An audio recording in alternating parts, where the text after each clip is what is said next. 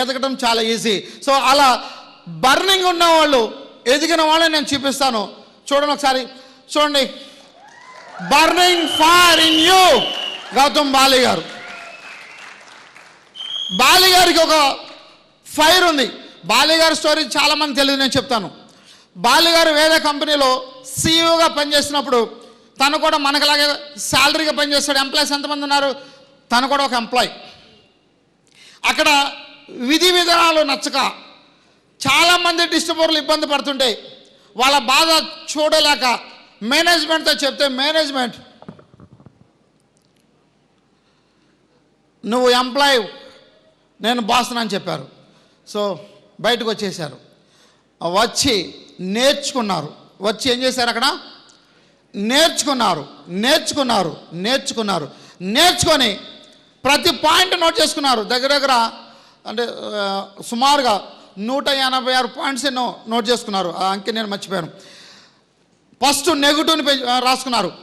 నేను పెట్టబోయే కంపెనీలో ఇవి ఉండకూడదు, ఇలాంటినే నేను తీసుకురాకూడదు, ప్రతి ఒక్క లీడర్ ఎదగాలి అని పాయింట్స్ నోట్ చేసుకొని, సో పెట్టబోయే కంపెనీ ప్లాన్ ఎలా ఉండాలి, ప్రొడక్ట్స్ ఎలా ఉండాలి, సో ఈ ఎలా సిస్టమ్ ముందుకు తీసుకెళ్ళాలని తయారు చేసుకుంటూ స్టార్ట్ చేశారు 2004లో. మరి ఈరోజు చూసుకుంటే దగ్గర బాలి గారు 3 కోట్ల మందికి ఉపాధి ఇస్తున్నాడు. 3 కోట్ల మందికి. దాంట్లో మనం, నేను అండ్ మీరు, సో అందరూ హ్యాపీగా ఉన్నామా లేదా? 13,83,000 ఇన్కమ్ అంటే ఒకసారి థింక్ చేయండి. ఇంతకంటే ఇంకేం కావాలి? సో బాలి గారికి థ్యాంక్స్ చెప్తాం మనందరం. గౌతమ్ బాలి సార్కి ఒకసారి జోరు గల క్లాప్స్ ఇద్దాం బాలి గారికి. నిన్న ఆల్రెడీ సిద్ధార్థ్ సింగ్ గారి గురించి చెప్పారు. సో సిద్ధార్థ్ సింగ్ గారు, ఓకే, నెక్స్ట్ సిద్ధార్థ్ సింగ్ గారు చేసిన పని ఏంటో తెలుసా? వెస్టేజ్లోకి రాకముందు చూడండి, సిద్ధార్థ్ సింగ్ గారు ఎలా నెట్వర్క్లోకి వచ్చారంటే, సిద్ధార్థ్ సింగ్ గారికి నెట్వర్క్ అంటే ఫైటింగ్. అసలు ఈ సిస్టమ్ నమ్మడైనా. వాళ్ళ మదరు, మనకి సీనియర్ కంపెనీ ఉంది కదా సార్, మీ సీనియర్ కంపెనీలో ఒక డిస్ట్రిబ్యూటర్ సిద్ధార్థ్ సింగ్ గారు మదర్, తల్లి, తనకి మార్కెటింగ్ అంటే చాలా ఇంట్రెస్ట్. తను చెబుతూ ఉంది, నువ్వు మార్కెటింగ్ వస్తే బాగుంటుంది, నాకు వద్దు మమ్మీ అని చెప్పేవాళ్ళు. సిద్ధార్థ్ సింగ్ గారు ఏం చేసేవాళ్ళు? సీడీలు ఉన్నాయి కదా, ఇదివరకు సీడీలు ఉండేవి. ఆ సీడీ వ్యాపారం చేసేవాళ్ళు. షాప్ ఏదో ఉంది, సీడీలు అమ్ముకుంటూ ఉండేవాళ్ళు, సేల్ చేసుకుంటూ సిద్ధార్థ్ సింగ్ గారు. ఒకరోజు వాళ్ళ మదర్ ఒక మీటింగ్ జరుగుతుంటే ఆ మీటింగ్కి తీసుకెళ్ళి కూర్చోబెట్టినప్పుడు కనెక్ట్ అయిన తర్వాత ఎందుకో తను ఆగిపోయాడు. వేరే కంపెనీలోకి మళ్ళీ ఎంటర్ అయ్యాడు ఒక ఫ్రెండ్ ద్వారా. సో అక్కడ కూడా నచ్చక బయటకు వచ్చేసాడు. అదే టైంలో బాలి గారు కంపెనీ పెట్టారు. బాలి గారు కంపెనీ పెట్టినప్పుడు బాలి గారి దగ్గరికి వచ్చారు. బాలి గారి దగ్గరికి ఎలా వచ్చాడో తెలుసండి? మీ కంపెనీలో నేను ఒక ట్రైనర్గా వస్తా, నాకు జీతం ఇవ్వండి, ఒక 10,000 రూపాయలు శాలరీ ఇవ్వండి, నాకు ఎక్కువ వద్దు, 10,000 చాలు, మీ కంపెనీలో నేను ఒక ఎంప్లాయ్గా వస్తానని చెప్పారు బాలి గారికి.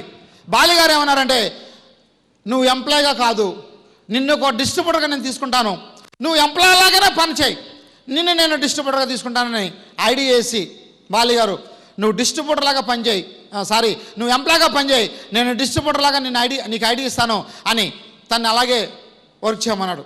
తను చేసే పని అంటే వెస్టేజ్లో ఉన్న ప్రోడక్ట్స్ ఏదైతున్నాయో ఆ ప్రోడక్ట్ గురించి తను ట్రైనింగ్ ఇచ్చుకుంటూ వెళ్తాం. బాలి గారు చెప్పింది, ఎవరైతే జాయిన్ అవుతారనుకుంటారో వాళ్ళకి ఐడియాలు ఇవ్వు నీ కింద,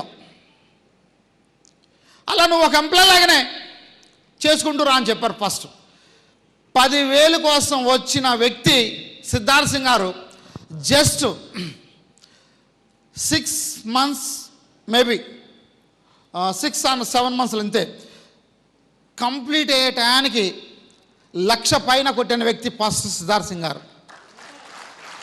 జస్ట్ 6 months నాకు తెలిసి. అప్పుడు తన మైండ్లో కనెక్ట్ అయింది, ఇది జాబ్ కాదు, మార్కెటింగ్లో ఏదో పవర్ ఉందని. అప్పుడు కరెక్ట్గా ఆ స్ట్రెచ్ను ఫామ్ చేసుకొని బాలి గారి దగ్గర కూర్చొని కరెక్ట్గా వర్క్ స్టార్ట్ చేశాడు. మరి ఈరోజు మనకలాగే జాయిన్ అయ్యి ఈరోజు ఎంత ఇన్కమ్ తీసుకున్నాడు అంటే సిద్ధార్థ్ సింగ్ గారు, ఒక్కసారి చూడండి, 1,68,4,067 రూపాయలు పర్ మంత్ ఇన్కమ్. జాబ్ కోసం వచ్చిన వ్యక్తి 10,000 రూపాయలు ఇస్తే చాలన్న వ్యక్తి ఈరోజు ఎంత ఇన్కమ్ తీసుకున్నాడు? Just 10 years span. 10 ఇయర్స్ స్పాన్లో 1,68,4,067 రూపాయలు అంటే ఒకసారి థింక్ చేయండి. సో రామకోటి గారు జాబ్ వచ్చి ఎన్నాళ్ళైంది సార్? మీకు ఎన్ని సంవత్సరాలు? సీతారామన్ సార్ మీకు ఏవి సార్ ఎన్ని సంవత్సరాలు అయింది జాబ్? 20. సో 20 ఇయర్స్ నుంచి జాబ్ చేస్తున్నారు. 20 ఇయర్స్ నుంచి జాబ్ చేస్తున్నారు. వాళ్ళ ఇన్కమ్స్ ఎంత పెరిగినాయి? జస్ట్ 10 ఇయర్స్లో 1,68,4,067 రూపాయలు అంటే ఒకసారి థింక్ చేయండి ఎక్కడ మనీ ఉందో అని. సో మరి ఈరోజు ₹1,00,00,000 అంటే ఒకసారి థింక్ చేయండి. మైండ్లో ఫిక్స్ అయిపోయాడు, సీడీలు అమ్ముకుంటే నా లైఫ్ లేదు, మార్కెటింగ్లో నా లైఫ్ ఉందని. మంచి కంపెనీ కావాలనుకున్నాడు. సో దీనికి ఒక ఎంప్లాయ్గా వస్తామనుకున్నాడు. ఎంప్లాయ్గా కాదు, నువ్వు డిస్ట్రిబ్యూటర్ అని బాలిగా చెప్పారు. అలాగే అన్నాడు. ఈరోజు ఆసియా ఖండంలో highest income earner Siddharth Singh గారు. ఒకసారి క్లాస్ ఇద్దాం.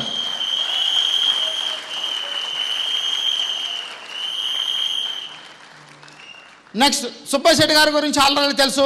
సో తను కూడా మార్కెటింగ్కి తనకి ఆపోజిట్. ఫస్ట్ నుంచి తన మార్కెటింగ్ కానే కాదు, ఎంప్లాయ్ మైండ్ సెట్. ఇప్పటికీ ఎంప్లాయ్ మైండ్ సెట్టే. మార్కెటింగ్ వేలో తన మైండ్ సెట్ ఎప్పుడూ ఆలోచన రాదు. జాబ్ చేయడం తన ఇంట్రెస్ట్, జాబ్ చేయడమే దానికి నచ్చిన విధానం. మరి ఈరోజు మార్కెటింగ్లో 34 లక్షల ఇన్కమ్ తీసుకుంటున్నాడు తను. నెక్స్ట్ నేను మీ ముందు అందరికీ తెలుసు, జీరోతో చాలా ఇబ్బందుల్లో ఉన్నానండి 5 ఇయర్స్ బ్యాక్.